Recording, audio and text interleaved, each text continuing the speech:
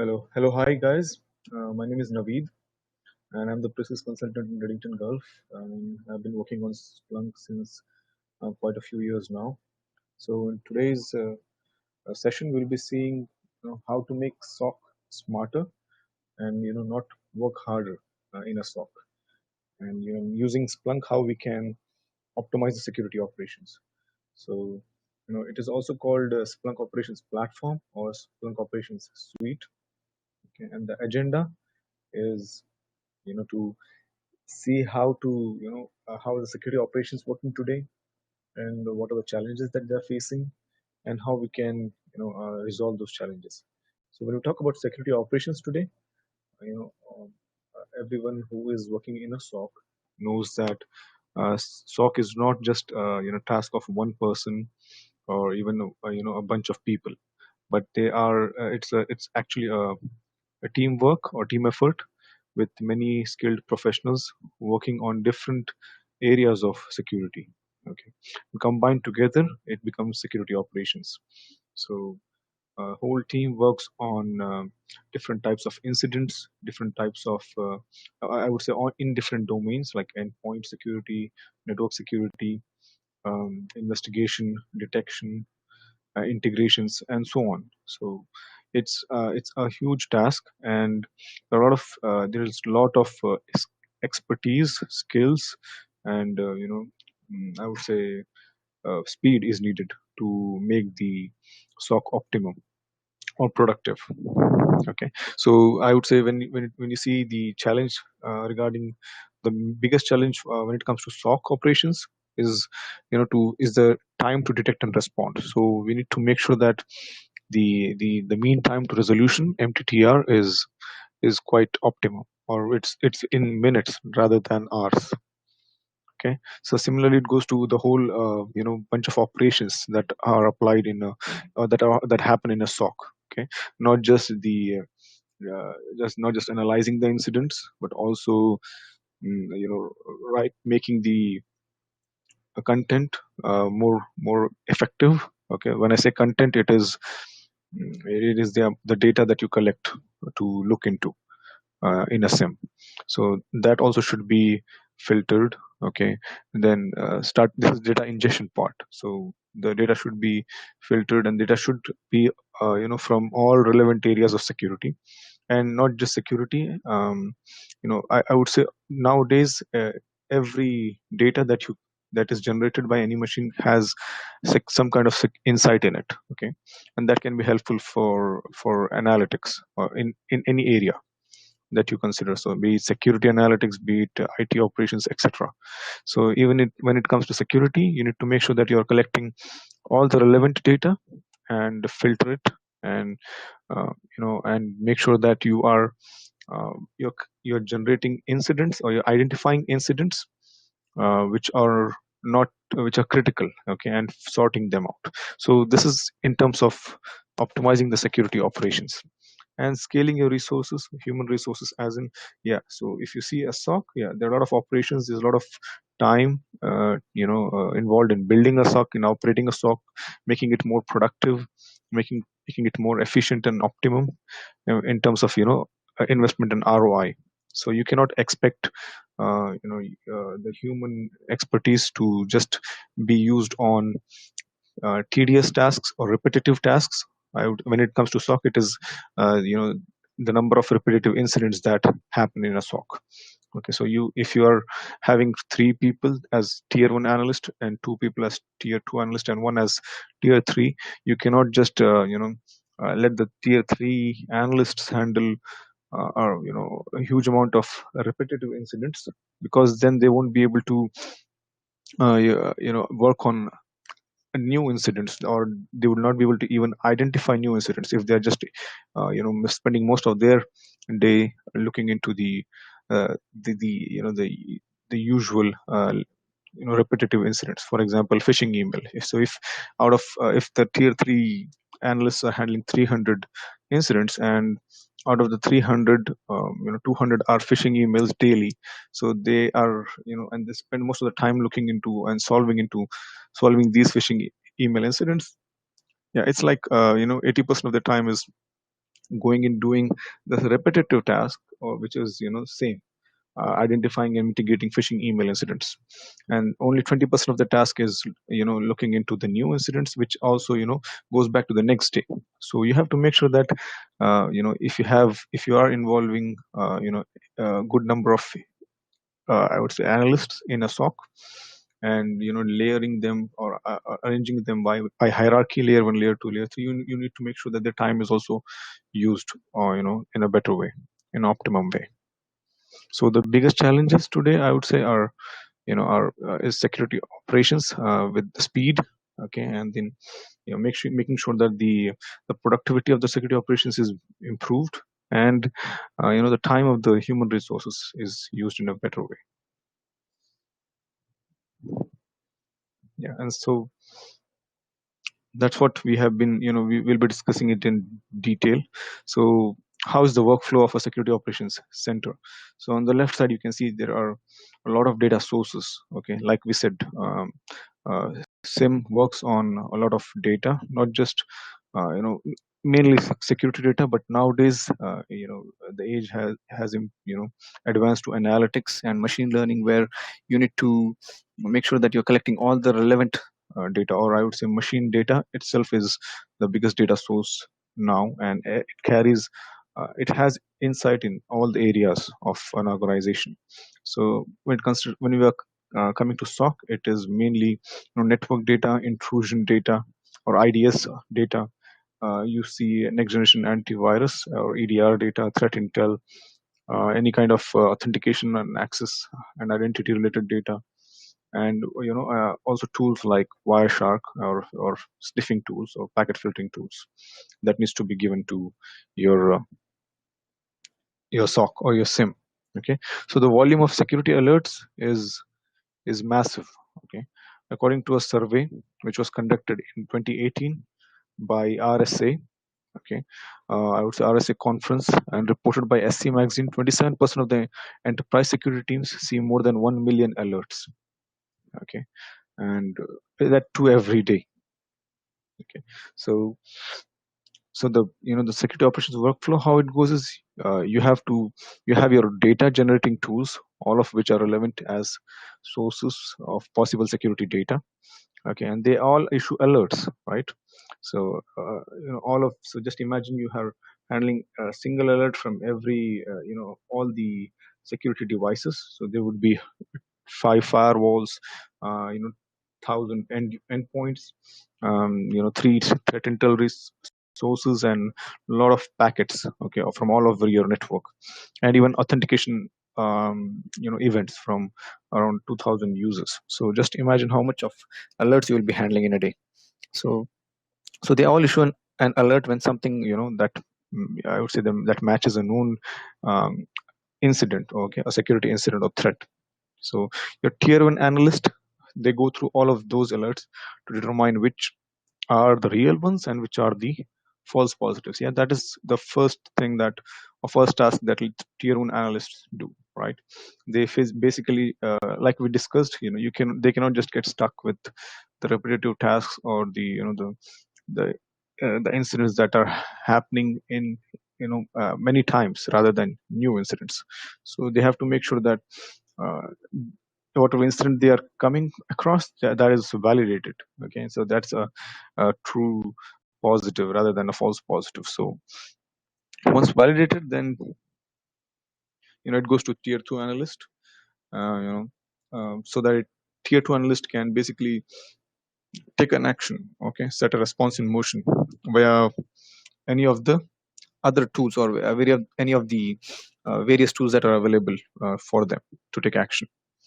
Okay, so again, so it's like the flow is, you ingest data from the active and passive security devices, you filter it into, so that you remove the false positives.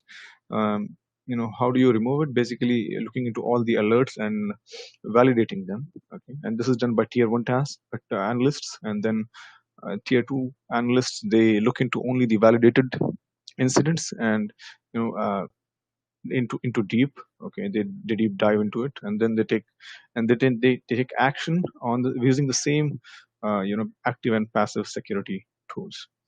Okay, but in this process you can, I would say, you can end up with a lot of time. You can end up taking a lot of time, and this process doesn't scale, I would say.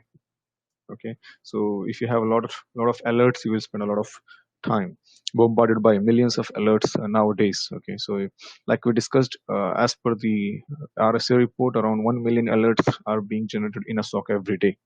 So just imagine, if you have, that's the average. Okay, so if you are into an attack, under an attack, you might even uh, you experience more. Okay, so bombarded by millions of alerts, and choking up your tier 1 bandwidth, I would say. Okay, so the analyst will have to separate the false positives with the from the real ones, and that might take up most of their time. Okay, but now to resolve this problem, yeah, we many of the organizations, they say, they put the I would say the responsibility on the solution that is being used by the SOC. So yeah, so they say we already have a SIM. Why are we not able to use it in an optimum way, or why is it not handling the number of alerts? Okay, so they put it on the technology or the SIM, but then your SIM is, most of the SIMs, they are, I would say, they are not, like, they're not analytics driven, I would say. Okay, they can't make sense of all the data types and all the false positives. They cannot validate the false positives. So they this becomes the responsibility of the tier 1 to basically filter, or finding the pin in the haystack, which is the real task. So you need a better SIM, I would say. Okay, so no, no, even with the with the tier 2 analysts, I would say, the task also increases. Their task also increases, because their major task is to look into or deep dive into the security incidents. But rather, I will just go back to the slide. But rather, you know, just to deep, doing deep dive into the incidents and doing the response, you know, uh, because the sims, they are the traditional sims, or most of the sims, they don't take action. Okay, I would say it becomes the task of tier 2 to deep dive into the security incidents, the validated ones, and to look into the detection and response, and find out ways to take actions using the same tools. Okay, and moreover, they cannot improve the security posture of the organization, or by adding more content in the same. So just imagine, on an average, there are 70 security tools, okay, apps and databases of all sorts in an organization. So tier 2 analysts, they also are stuck with the with the with the with the time. Okay, so even when they have to manually take the response. Now there are 70 plus tools, apps and databases, and so, whatever solutions that you are seeing in an organization. So they will have to take action manually, right? So this again takes up a lot of, I would say, efforts. Okay, time and effectiveness is, I would say, it is, it depends upon now totally on the tier 2 analyst. So there is no uh, there's no machine learning, or there's no um, automated actions, or there's no machine involved in this process. So it has, everything is human driven. Okay, and they just have a solution to, as a desk for them to work on. Okay, so just imagine with this, with a sim solution, with trying to handling the challenges we saw, and with human efforts, only human efforts. Okay, with with with with the efforts on the solution that is not very intelligent. Okay, so it adds a lot of stress to the the tier 1 and tier 2 analysts, and also it increases the probability of human error. Okay, and forces the analyst to, I would say, increase the time of mean time to resolution, right? And so with the with a longer time period to investigate, with probability of human error, and a lot of tasks, repetitive tasks being handled, by the layer one analyst or tier one analyst, this doesn't look like an optimum security operations center or the workflow. Okay, so you will have to again invest in uh, increasing the team size, adding more skills, and definitely you need to basically invest more when it comes to the this type of security operations workflow. So yeah, and when when you want to increase the team size, when you want to add more skills, you need to know that the skills that you're looking for in a security operations center is not easy to find. First of all, at the at the tier one and tier two level itself, you need a lot of skills, experience related regarding these topics that you can see on the screen. So uh, knowledge about the security concepts, attacks, threats, I would say preventative and offensive security and networking protocols, networking concepts. Then there is application protocols, definitely, because when you are into security, you need to definitely understand what are the threats and what kind of protocols, application protocols they can cause threat to. Then databases and different query languages, different operating systems. And now here at a SOC or at a SIEM level, you are looking into the different types of data. So you need to understand what kind of data is relevant to what kind of uh, attack. Okay, so this is just a basic understanding of machine data or log analysis. So you need to, as an analyst, you need to understand what security log looks like, what application log looks like, what OS log looks like, and where to find information in it. So sometimes even the data or the logs are not in proper format. You need to parse them and bring them in, into human readable format, and you need to basically normalize it so that all the different applications, different devices, different solutions are sending the logs, just like, yeah, your SIM should act as a translator. For example, if if someone is speaking Chinese, someone is speaking English, someone is speaking Arabic, okay, the translator should translate it into one common language like English for the audience to listen to it. So the SIM should be capable enough to, or even with the ability of the analyst, it should be able to convert all the different logs into one log format, which is easy and readable to the analysts. Yeah. So command line for familiarity. Yeah, definitely you need to know what is different command line tools like PowerShell, PuTTY, etc. Security monitoring tools, coding, scripting, different regulatory compliance, like even so I would say in Saudi Arabia, you need to make sure that you know SAMA regulatory compliance, and in US it becomes HIPAA mainly, PCI DSS, so different regulatory compliances. Yeah, and nowadays if you know at least two types of languages should be known to any analyst, two types of coding languages. Okay, so that's like the basic, which is which if you have been working in the market, and if you have been in the field and working since last couple of years, people tend to know, expect the analysts and the experts to know at least two to three different types of coding languages.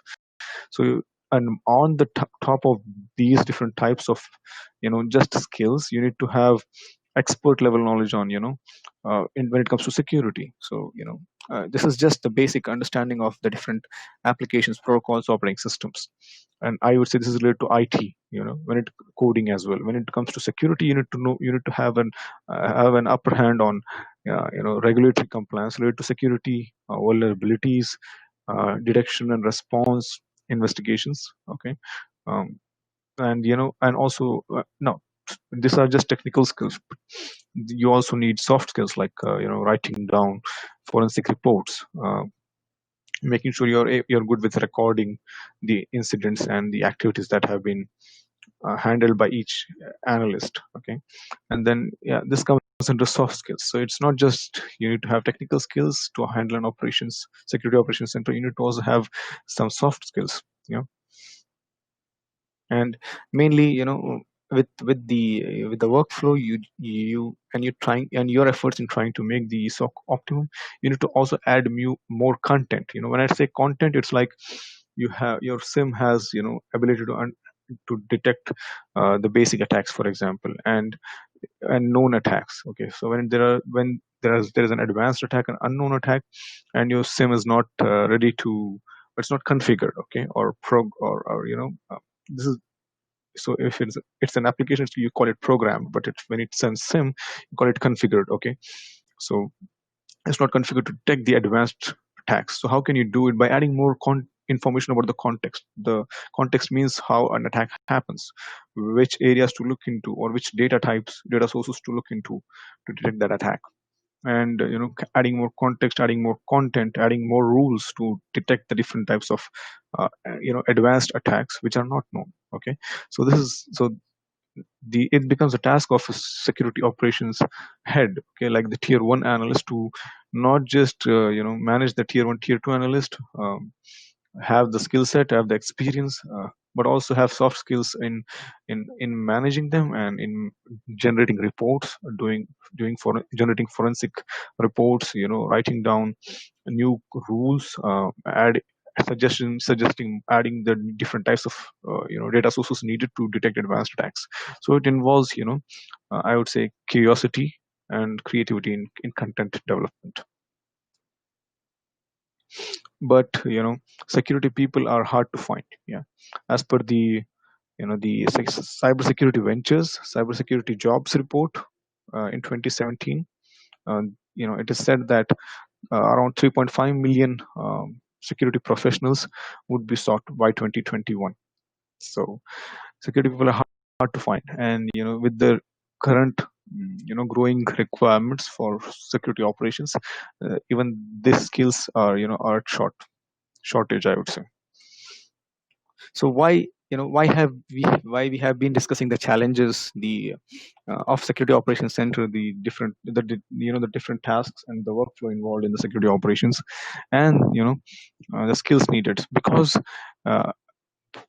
first of all, building a security operations center is not an easy task. Okay, managing and making it productive is even harder. Okay, so you need a solution that can help you, solve all these challenges, and not just solve it, but also improve the operations and and provide you return on investment, better return on investment for your investment in the SOC or security operations. So nowadays, if you see the shift, the focus is shifting from legacy SOCs to advanced SOCs, I would say.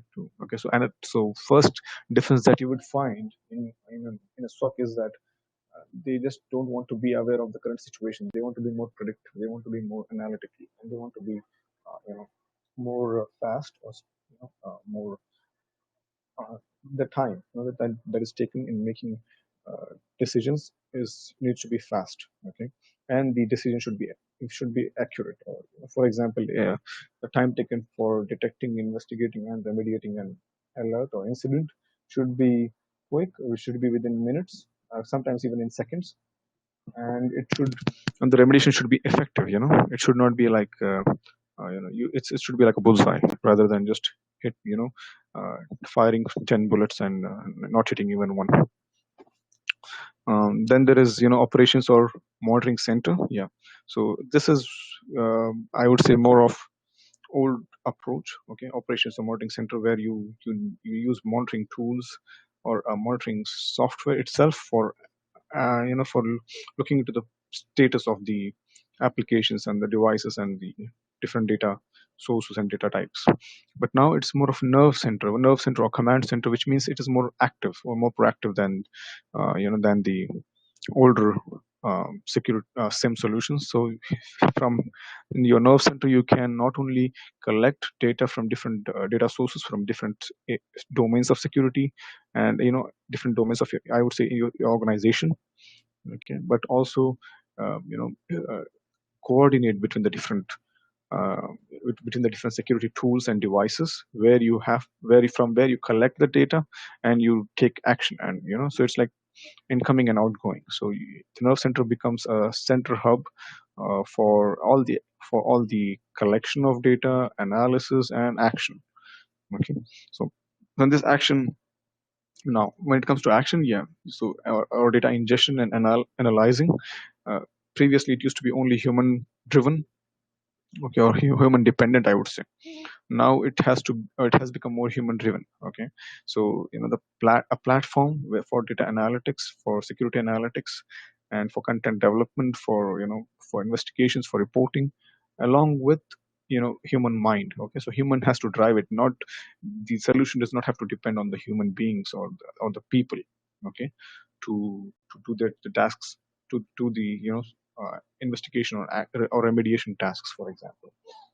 The human should drive the solution to do the analyzing, to take the actions, and that too, at machine cycle speeds. So now the focus of current SOCs or SOCs is moving from being more reactive or being more human dependent to being more human driven. Okay, along with the machine learning and the actions, machine driven actions, machine driven investigations, machine driven analytics, and using all the types of data that sorry and using all the types of data that is relevant to and to any kind of incident in the organization, not just security relevant data. So it's like the current SOCs or security operations center or platforms, they are providing a platform for people, for operations, for processes, and devices. Okay.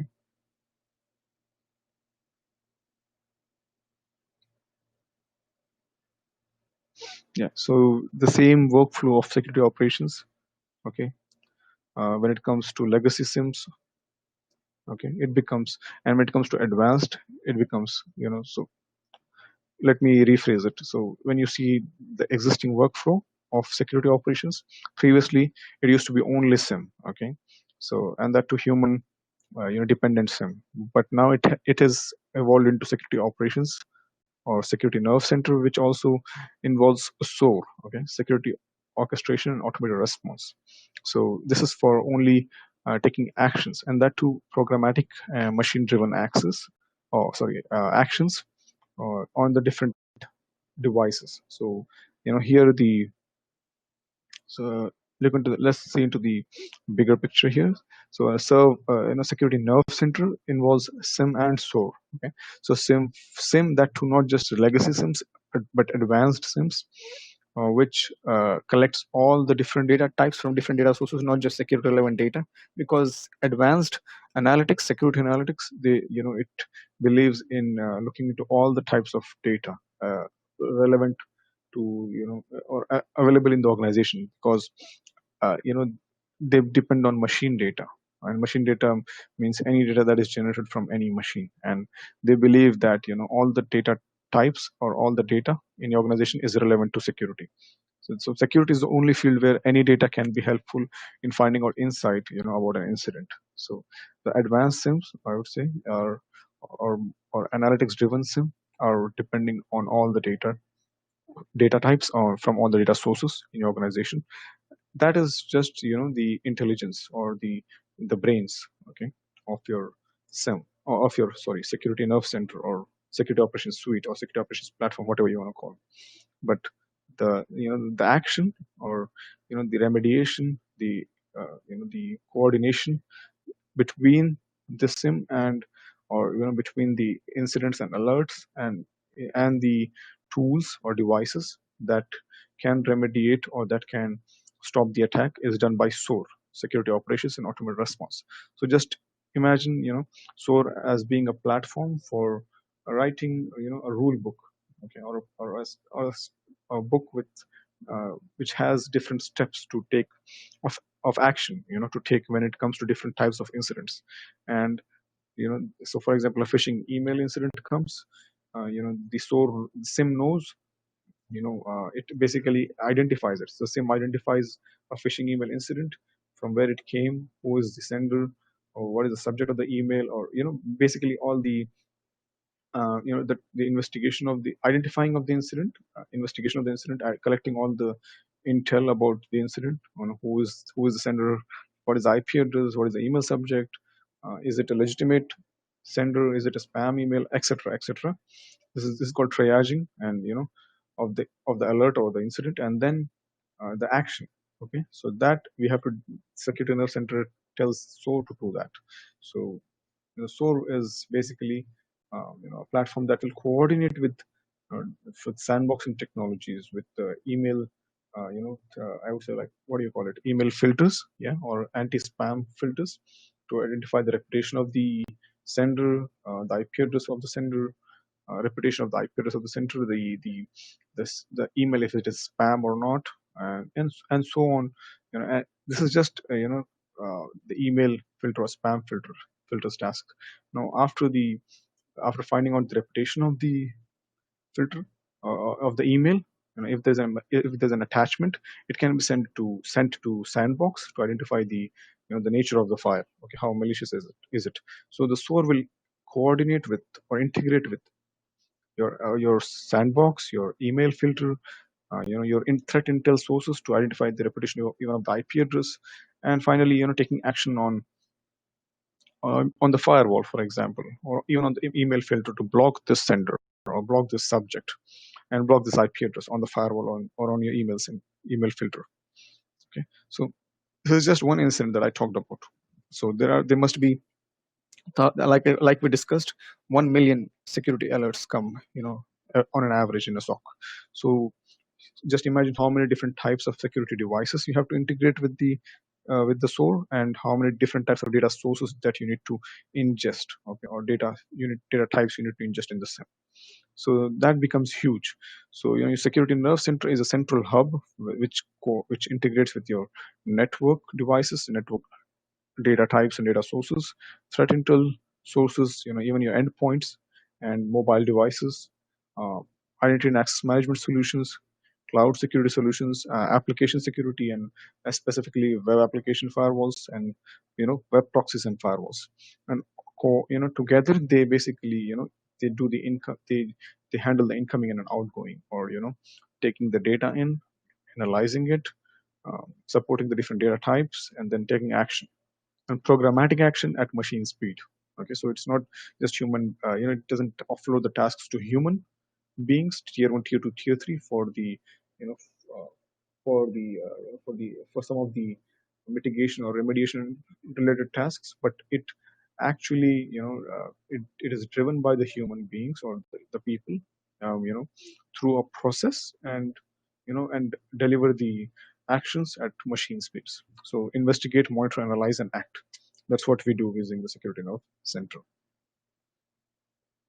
Yeah. So security operations suite, is a combination of three uh, main modules. Okay, to modernize your security operations, it is security Splunk Enterprise Security, which is the SIEM, Gartner Leader SIEM offering from Splunk. Splunk User Behavior Analytics. Basically, it's, if you see the market, it's called User and Entity Behavior Analytics. So the main, or the product, just like we call SIEM as one of the technologies, there is something called User and Entity Behavior Analytics, UEBA. So based on that technology, Splunk has developed Splunk User Behavior Analytics. Okay, and the third technology is SOAR, Security Orchestration and Automated Response. And to cater to that requirement, or to handle that technology, based on that technology, there is Splunk Phantom, which is the automation engine in terms of action of a SOC. So if you see Splunk's security operations suite for a SOC is SIEM, which is Splunk Enterprise Security, then UEBA, which is Splunk User Behavior Analytics, and SOAR, which is Splunk Phantom. Okay, so all of that, they combine together to form adaptive operations framework. Okay, so it's basically, it means that it can support any data source. Okay, any type of data, or any type of data source, be it an application, be it a tool, be it a software, be it an app, be it a security device, be it any kind of network device, any data source, any data type, basically machine data can be ingested, no matter how many, what is the number of the security, or total number of devices that you are. So Splunk is sized based upon the the data size, rather not based upon the number of devices that are sending the data to. So any amount of data from any data source and data type, and then analyzing or identifying security incidents, not just known and unknown, but also user related, okay, or so user based attacks, okay, using Splunk UBA, like fraud, insider threats, like the employees of an organization, are they posing threat to the organization or not? Are they doing any fraud activities? The existing employees of an organization, monitoring their activities, okay, related to authentication, for example. How, when is a user logging in, when is a user logging out, what machine is he logging in usually, what activity he's doing, everything. So everything related to the user, to identify insider threats, not just external threats, and I would say fraud related activity. So here the data sources, they become more related to authentication, identity, and access management, or related to, or monitoring authentication related activities of any employee or of an organizational user. And Splunk Phantom, it basically takes, just waits for the command to take action on. Okay? So once there is data ingestion, analysis, identification of incidents, and then the action has to be taken to remediate it, and that is done by Phantom with using something which is called as playbook. Okay, so playbook is nothing but a rule book which has understanding of different types of incidents and what actions should be taken or steps should be followed to remediate that incident. So this involves coordination or integration with different security tools, devices on which the action has to be taken. For example, firewall, um, sandboxing, email filters, web proxies, and so on.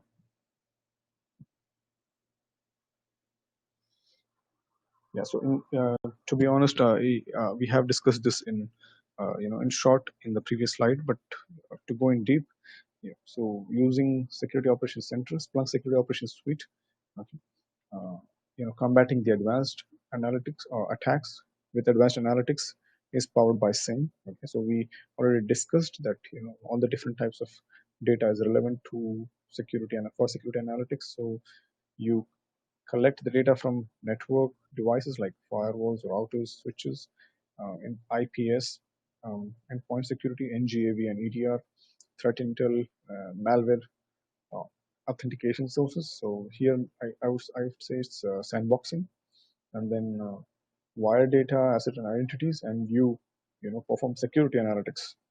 And what is the output?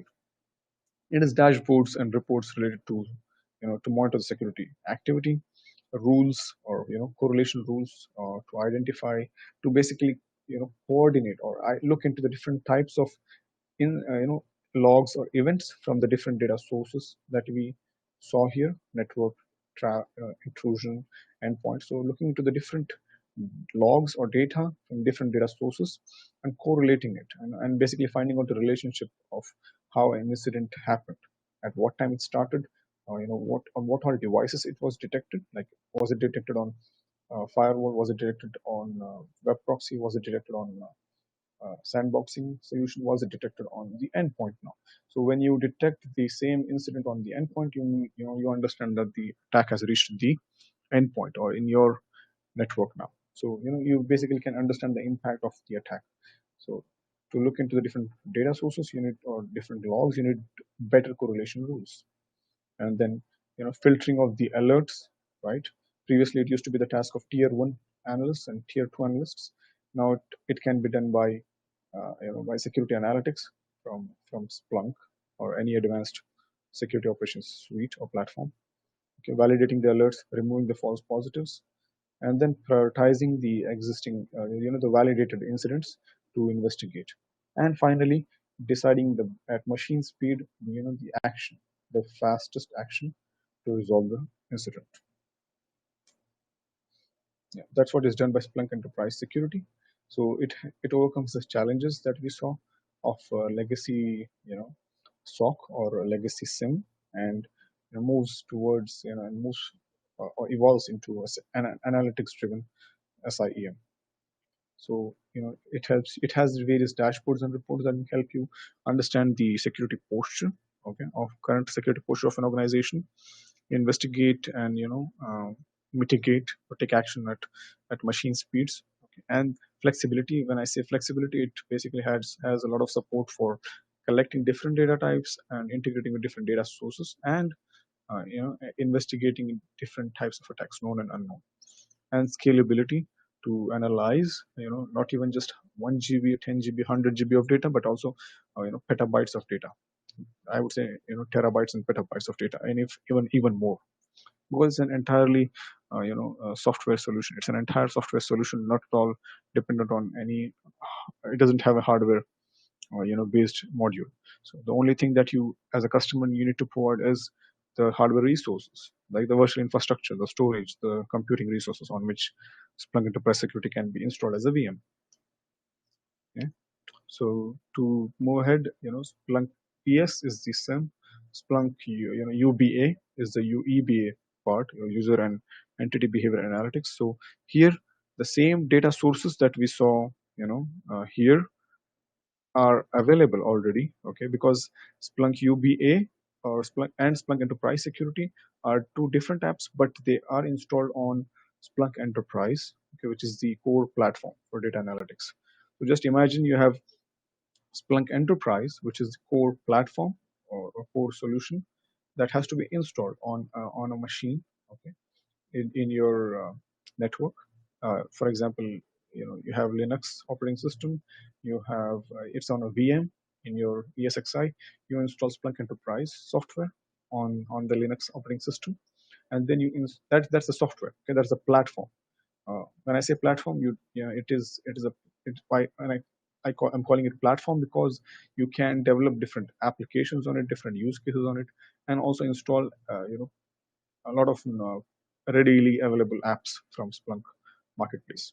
So two of these readily available and premium apps are Splunk Enterprise Security and Splunk UBA. Okay, so you can install them, these two apps on Splunk Enterprise. So just imagine Splunk Enterprise is collecting data from all the data sources, okay, be it 1 GB and be it 100 GB, be it in petabytes, and then on the different data types from all the data sources, it's like you have visibility across the entire organization because you are collecting data from all the data types and all data sources. Now you basically the SIEM, Splunk Enterprise Security, looks into all of the data, but with the lens of security analytics. Okay, so it will only try to find out insights related to security incidents from all the data types and all the data sources. Okay. Now, the same data, log data or machine data or data sources are available to Splunk User Behavior Analytics, right? But it will look into these data with a different lens. It will try to find out only user-related attacks. That too, from not just from the outside, like for example, social media engineering attacks, or or phishing attacks, or identity theft attacks from outside, which is happening outside of your network. Not just that, but also from the inside. So employee activity. Okay, so just imagine now the same data source, same solution, two different apps working on two different use cases. One is for security incident analysis, and one is user behavior analytics or analysis. So the data analyzed is same, okay, from network, from security, from all the relevant data that is available in the organization, but the data, the activity will be analyzed is network related application activity, login attempts, removable media, and the activities through removable media, from which user connected the removable media, what file was copied from the media on which machine, what was done with them, with the file that was copied, etc., etc. Badge scans, yeah, so you can understand how detailed it is, so, or how focused it is. Badge scans gives you an idea of who is which employee is accessing which department or which room, for example, at what time, and after even accessing that room or department, what kind of activities he's doing at what time. And so it's like, just imagine it's like a footprint of all the activities being done by all the employees in an organization. So even printer activity, what kind of documents were printed? Is it, you know, is it a sensitive or critical document of critical information? And a baseline is formed, at different levels. So users activity, which is your employee, departmental activity. So grouping all the users from from different departments and forming a baseline of their activity. You similarly, growing more to regions activity. So it's like a whole branches, a company's branch, all the activity of the branch, and even the whole, and a combination of all the branches. So a company's activity. So baseline is formed. So this needs AI analytics basically. This needs machine learning. This needs predictive analytics, which is baselining and understanding what is deviating from the normal behavior. What is anomalous behavior or ambiguous activity, so on. So this needs analytics, I would say. So, and assigning a threat score. Considering the baseline is to, for an employee to come in at 9 a.m., going into HR department and logging into his machine and doing all the HR related tasks and going out of at 6 p.m. That's the baseline. For example, for every employee in different department, someone tries to, go beyond that or, deviate that is considered as a threat, but not just randomly. It has been analyzed over weeks or months, and baseline is formed, a normal threat score is formed, and then some malicious activity which has been observed over again a couple of weeks and validated, and I would say strongly given a threat score higher than the normal threat score, becomes a user based attack. Okay. Yeah. So it uses Splunk UBA. It detects unknown threats and anomalous user behavior using machine learning to enhance threat visibility, accelerate investigation, and increase productivity. Yeah. So definitely, you wouldn't want your employees to turn rogue, or if even if they turn rogue, you don't want them to do any harm to your organization, to your business, to your to your security infrastructure or security posture. Yeah. So to automate your incident response now, yeah. So we have been looking into the investigation of known and unknown attacks using SIEM, even insider attacks using fraud activities using UBA. Now to take action, you need to automate, and not just depend on the people, okay, or human to drive it.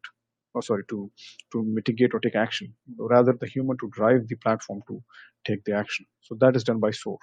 So same data sources, okay, again, critical events only, because SIEM has filtered the false positives and now only critical incidents are available.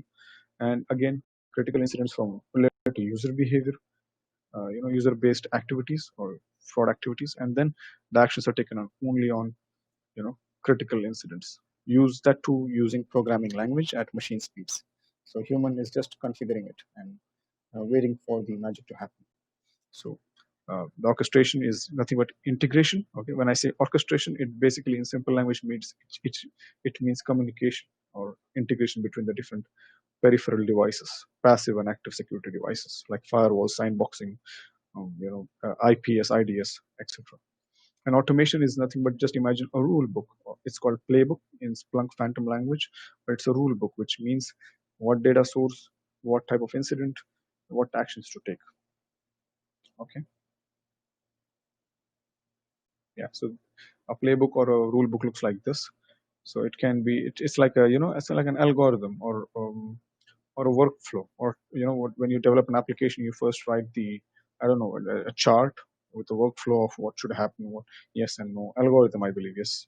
So to coordinate different steps, different devices to respond faster, work smarter, and strengthen your defenses. So this is also so Splunk Mission Control is to have a modern cloud-based and security operations experience. So Splunk Enterprise Security is also available on cloud, and Splunk Phantom can be integrated with on-prem or on-cloud Splunk Enterprise Security to take actions. So similarly, Splunk Adaptive Operations Framework, which we already discussed, it is Splunk Operations Suite with the security nerve center at the center hub, coordinating with the different types of security devices. And so major, all the major vendors or all the major security technologies in the market have out of box integration with Splunk, even with Splunk Enterprise Security, Splunk Enterprise UBA and Phantom, so that they can collect data through these devices or applications or solutions and investigate, analyze the data, identify incidents, investigate them, and then take actions again. When I say out of the box, it means the integration is readily available. You just have to click and configure it. You don't have to develop something. Okay. Yeah. And even if there is a new integration that has to be that needs to be developed, it can be it will be done by this Splunk research team. So they keep on working on content development, application development, and generating a lot of or developing a lot of contents for Splunk Enterprise Security, UBA, and Phantom. So you can check out the community website and the marketplace and even the knowledge base websites to identify the different updates and download them. So that these content updates involve new searches, okay, prepackaged searches for Splunk Enterprise Security. It's basically correlation rules to look into the different data types, algorithms, dashboards, playbooks. So algorithms, it would be machine learning algorithms for Splunk UBA, and dashboards for all these applications, and playbooks specifically for Phantom, and much more. So now, if you see, the future is security operations, uh, center, yeah, but security operations, more of security operations platform or nerve center, security nerve center. And the new roles that could come up in the future is security content developer and automation engineer. So when I say security content developer, it is like we discussed, not just looking into the daily tedious and repetitive incidents, but solving them using automation and looking into the advanced or critical incidents, and not just looking into them, mitigating them or taking action on them in a fast way, or even in seconds or minutes rather than days and hours, and develop new contents. Okay, when I say content, it basically means planning and ingestion of new data sources, or or even if you have ingested all the different data types from different data sources, for writing new security investigation rules or correlation rules to identify different unknown attacks. Okay, so basically integrating new different threat intel. Okay, that could be your own database of threat intel or indicators of compromise, or globally available free and paid ones. So it will focus on content development, writing new security rules or correlation rules, um, integrating new data sources, integrating new threat intel sources, and just like hunting. There's a new concept called hunting, right? So wherein you try to find out what is happening in your organization, even though there is no security incident that has happened. You just consider, uh, a hypothetical scenario wherein you just consider that maybe I should check, is there any phishing email attack in my organization? So you just take one user machine, investigate the logs on his machine to identify, is there a phishing email. So you do that for the other user, other machines, similarly for all the employees and all the machines all the endpoints in the network. This is hunting. This is what is hunting actually. It may sound funny, or why are you doing that? It is not even needed. There's no incident, but that's how, that's the approach to be more proactive. Okay, and that's what people are doing nowadays, not just waiting for instant response, or you're not just waiting for incident to happen and do the instant response, but to be more proactive and start with hunting even though you don't have any incidents. So that way you will identify the gaps in your security infrastructure and the different security layers, and you will take steps to fill them. So similarly, that is, so security, the threat hunting is a proactive approach when it comes to security incident investigation and response. Similarly, security content developer is more is a more proactive way, or it's like the next level when you have made your security operations center optimum or productive, or or faster, and you're not you're doing the repetitive and bulky and old tasks, same tasks, daily, rather, and wasting your time, rather than you have passed that stage and you have moved on to becoming a security content developer. Okay. Similarly, automation engineer, yeah. So security content developer is more related to Splunk Enterprise Security and or SIEM and Splunk UEBA or UEBA. And when it comes to action, yeah, there is there are chances of coming up uh, a new role as automation engineer, where expertise or skills are needed only for automation solutions like a SOAR solution, Phantom.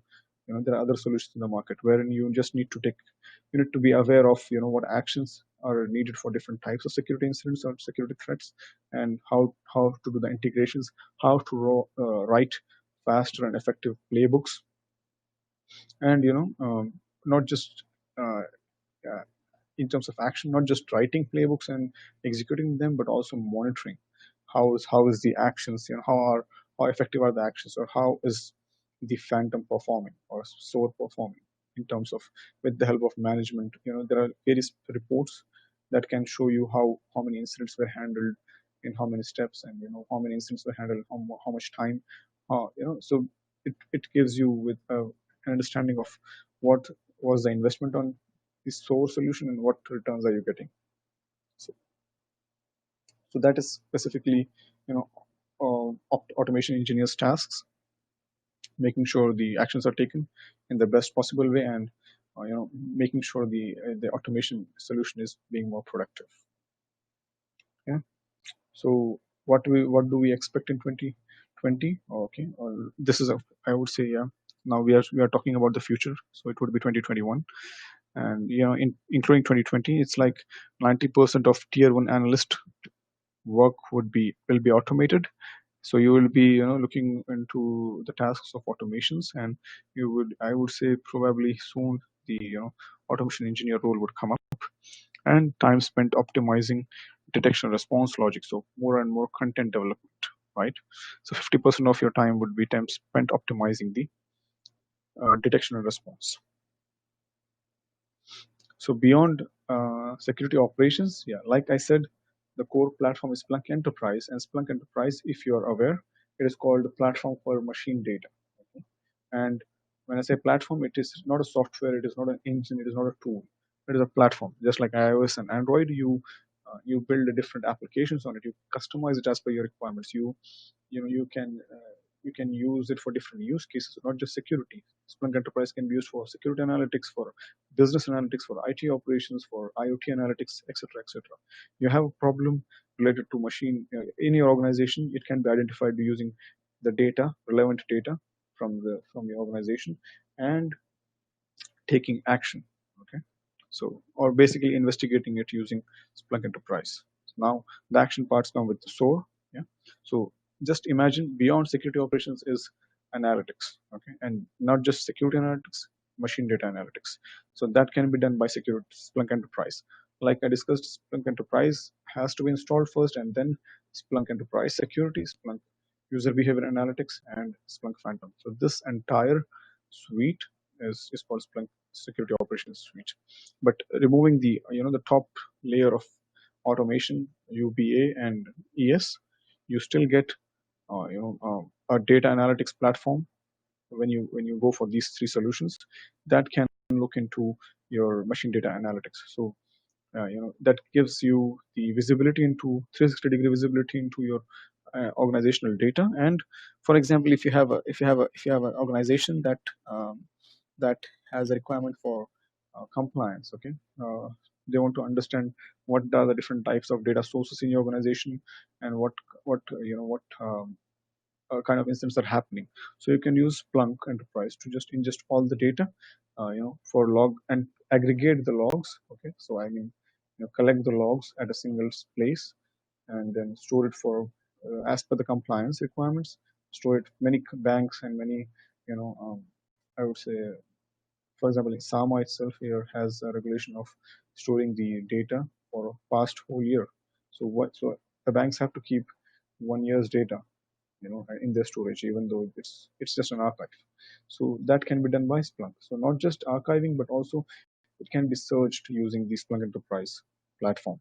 So various compliances like PCI DSS, HIPAA, GDPR, etc. can be complied using Splunk Enterprise.